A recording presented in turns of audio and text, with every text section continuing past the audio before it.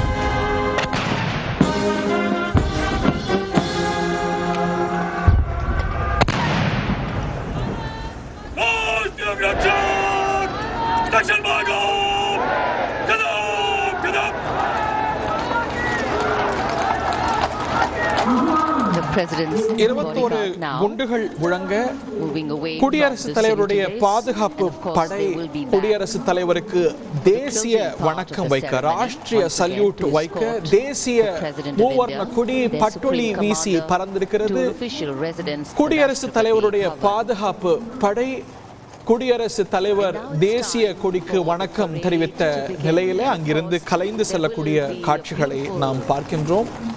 4 MI-17 ரக விமானங்கள் தேசிய மூவர்ண கொடிக்கு மலர் தூவி மரியாதை செலுத்த அணிவகுப்பு தயார் நிலையில காட்சியளிக்கக்கூடியதை நாம் தந்தி டிவியில பார்க்கின்றோம். மங்கள வாத்தியங்களை, நாதஸ்வரம் உள்ளிட்ட மங்கள வாத்தியங்களை 100 பெண்கள் முழங்க இந்த அணிவகுப்பு இனிதே மங்களகரமாக தொடங்க இருக்கிறது. இந்த ஆண்டு நாரி சக்தி என்பார்கள் ஹிந்தியில, தமிழ்ல பெண் சக்தி, பெண்களுடைய வல்லமையை குறிக்கும் வகையில் அந்த தீம்ல உருவாகி இருக்கிறது குடியரசு தின விழா கொண்டாட்டங்கள். அதை பறைசாற்றும் வகையில் நாட்டுடைய பல்வேறு பகுதிகளின் மங்கள வாத்தியங்களை இசைக்கிறார்கள் பெண் குழுவினர்.